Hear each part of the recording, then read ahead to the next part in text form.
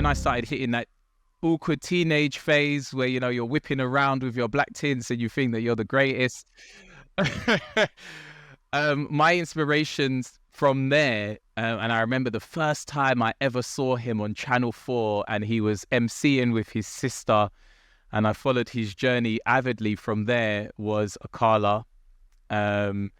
And I remember going to his show very early on. This is very, very early on. And it was in Shoreditch, a pub called Old Blue Last. And there was like 50 people there. And, it was very small time. And every time I would go to all the different shows and I'd always talk to him afterwards and just be like, I just appreciate your work so much. Fast forward however many years, selling 1 million copies of the native, or over 100,000 copies, or however many copies it is of the native book, and seeing how far he's come. He is very much the blueprint for me. And he's someone that inspired my work to a degree. And it's interesting because I always thought with Akala, I always thought to myself, I wonder why he's not on social media like that.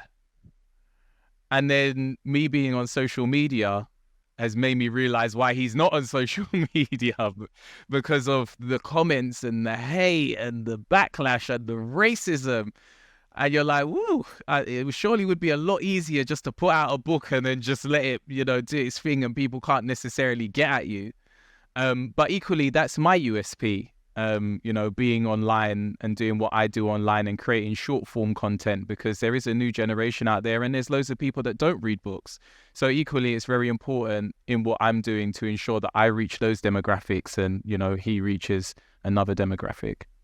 I asked you about the inspiration because who and what inspires you to metaphorically get back up every single time you do receive abuse, you do receive hatred, you do receive nastiness, be it comments and DMs and this, which no doubt you must get, because I went through a few years where I'd post, similar to you actually, not every single day, but I'd post often during Black History Month, some often forgotten about black historical figures from the UK.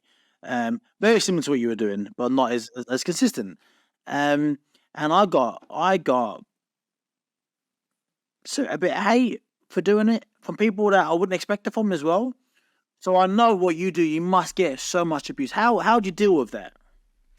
I think the thing that makes me recover from, I'm not going to lie and act like it doesn't affect me. And sometimes I do reply. And then when I do reply and they come back with their comment, I realize that it's not to be educated. It's not to be informed. It's just, it's essentially trolling. So at that point, they're just a fucking dick, basically. Yeah. So, I'll say it. You're way more articulate than me. I'll say it. There's a fucking piece of shit. That's what it is. And so I've been learning to exercise the block button a lot more, especially when I can see it coming. Rather than entertaining it, I just block. But what inspires me to get back up is the positivity, because there is a lot of positive comments.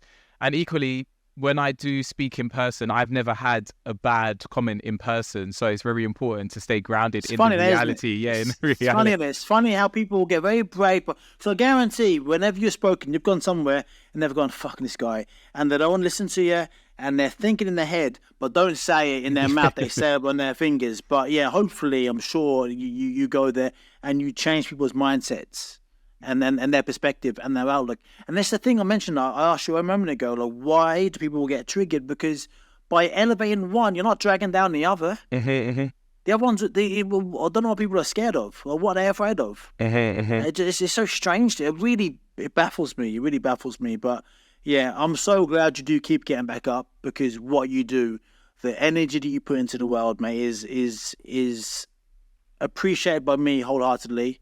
Almost had me in tears a moment ago. It's just great.